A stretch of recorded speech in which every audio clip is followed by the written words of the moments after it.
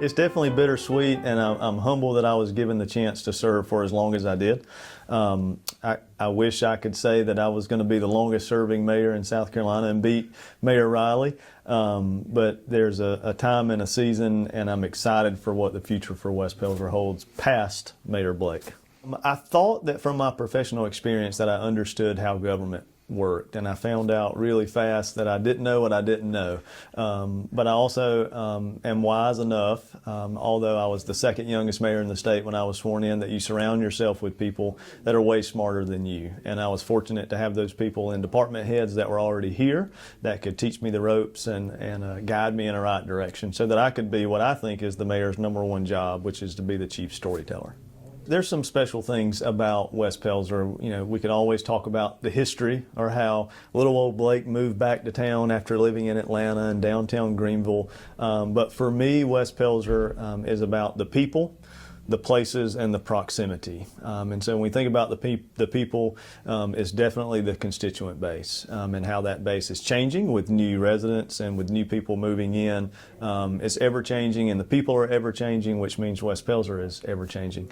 The place is also important, and by the place I mean the local businesses that are here. So over the past 8 years, we have prided ourselves in not attracting national change, but attracting local businesses that are locally owned by local residents. And so whether it's Cotton Duck Cafe, which is owned by a local family, or the Lincoln Tap Room, which is a local family, or Baby Sumo, we pride ourselves in knowing that that money is kept locally, that we spend there.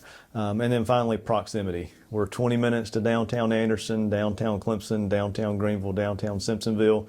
And so we want to be the place that people come to live and play and learn and go to our great schools, but we know that you're going to work somewhere else.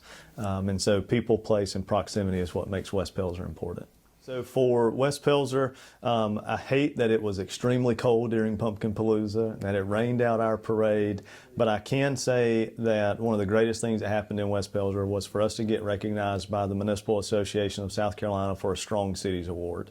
I've talked about it a lot, and I will continue to talk about it because we were recognized as one of the 271 municipalities that had taken a step forward with our planning efforts and how that had actually had a return on investment for West Pelzer, for the businesses, and for the people. We're not eligible to receive it next year, but we would be in 2025, and so I'm hopeful that West Pelzer stays on that map and stays on that track so that we can get a Strong Cities Award again and join the likes of Beaufort and Columbia and Summerville and Goose Creek, some of those great cities in South Carolina that have received it. We're now on the same trophy as they are. And so January the 1st of 2016, when I was sworn into office, we had one business that was located on Main Street. It was Net's Flowers, and it's still here. And she does amazing work. But we had to build new businesses and a new culture.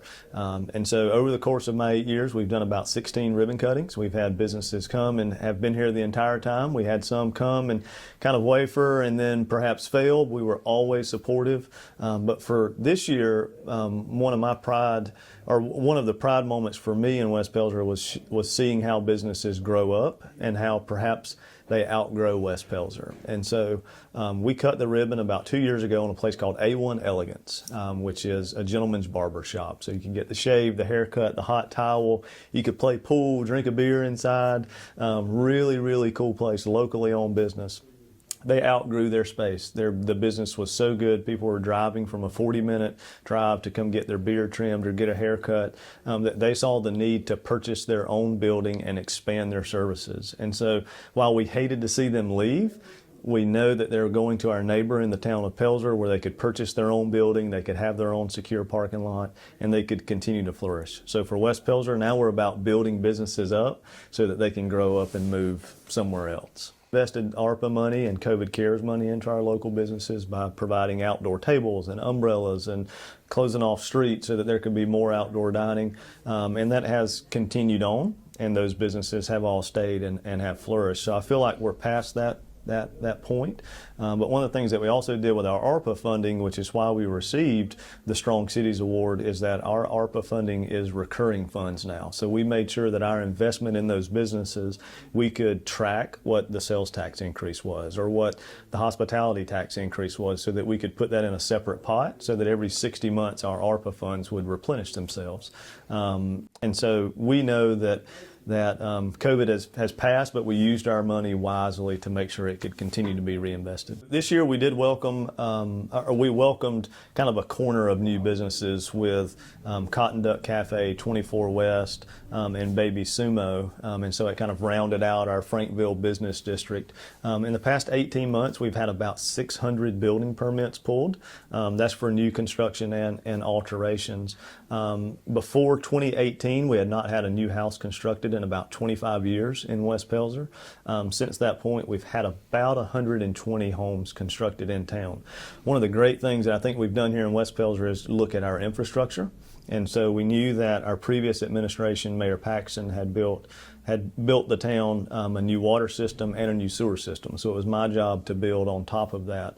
Every home that was built, every subdivision that has been built in West Pelzer, every new home has been done without extending our infrastructure, without having to improve a road network, and without annexation, which means all of this was infill development that did not stretch our public works department or our public safety department. We were already patrolling the street. We just had a gap of 10 acres where a home wasn't built.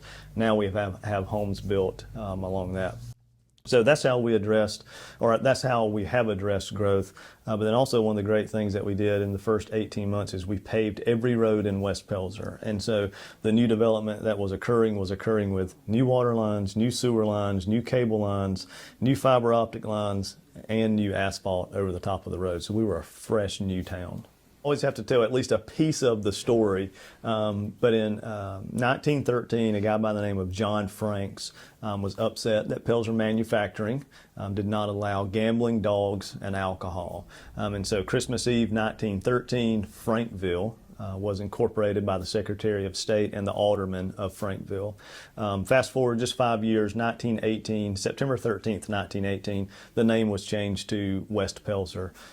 We did decide as part of our 2023 master plan to call our downtown the Frankville Business District. And so each business has a Franken that they could stamp with if they wanted to. It has a unique identity, and the plan sets forward new administration and Mayor-elect Riddle the opportunity to build upon that and do new murals that perhaps reference the Frankville Business District, or for us to use it as a marketing campaign. For West Pelzer, for Parks and Recreation, it's all part of our comprehensive master plan that we received the award for. I know that Mayor-elect Riddle is passionate about parks and open space, so I look forward to seeing kind of how he expands that network. For West Pelzer, as one of our developments on the west end of West Pelzer, we negotiated as part of a new subdivision for us to have a tot lot, or kind of a community playground, as part of that development that the town would manage and oversee. Also, as part of our master plan, we identified areas outside of town. Our consultants initially stated that those should be future development areas and future annexation for growth.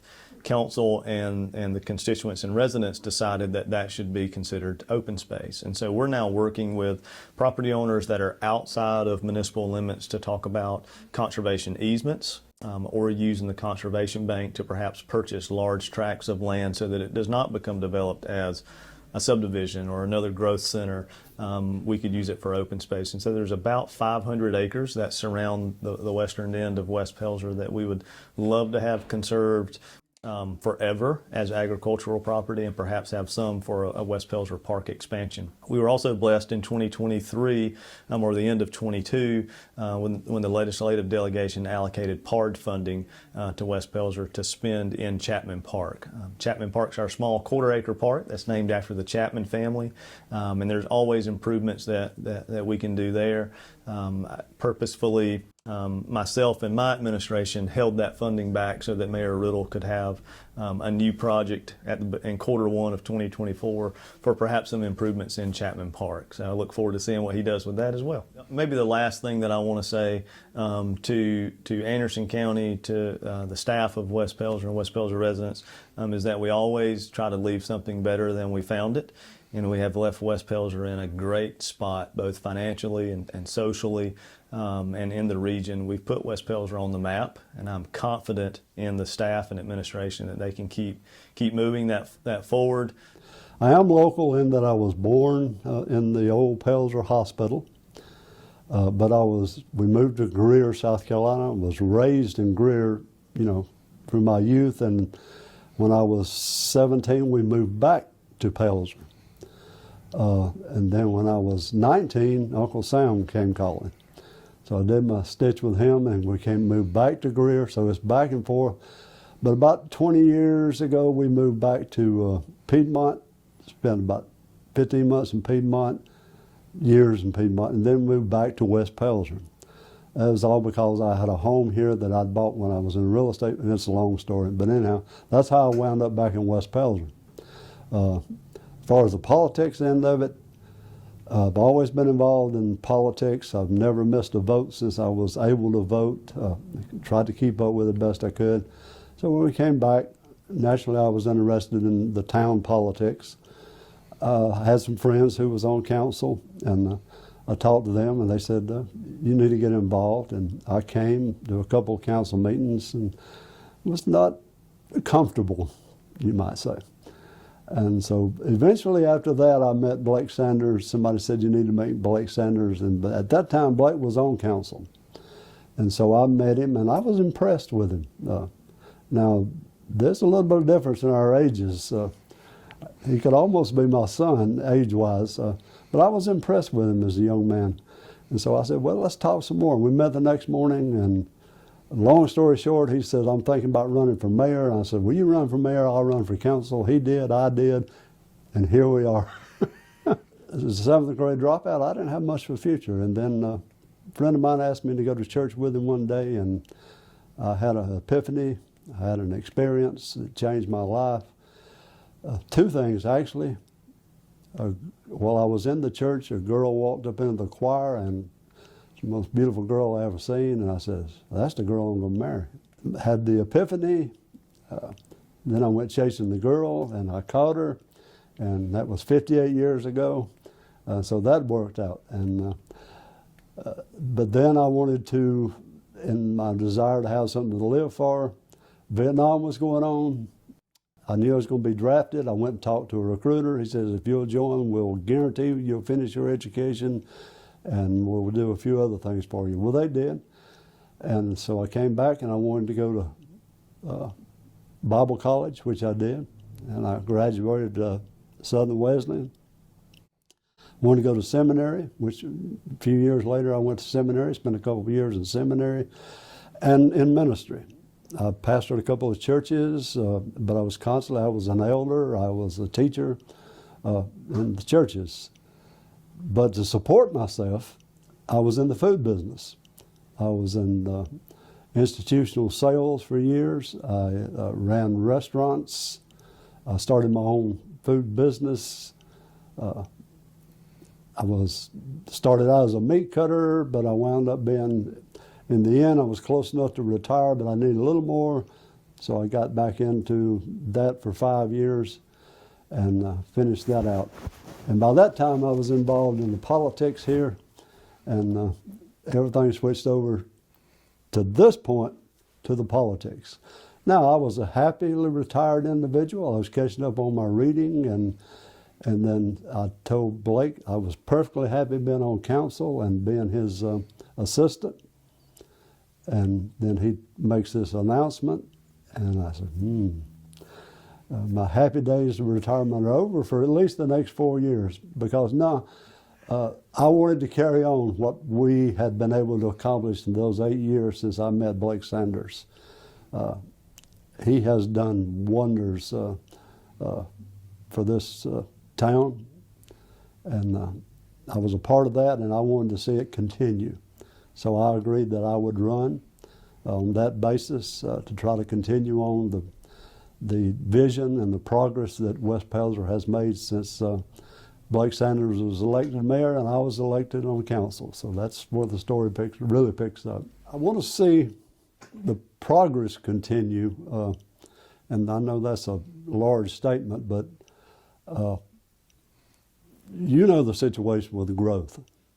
The whole South is exploding, particularly South Carolina, and I'm focused on South Carolina, but then you narrow it on down to the counties, and everything is just, you look at the traffic, everything is just growing. The housing, that's affecting West Pelzer, and we're having to adjust to that.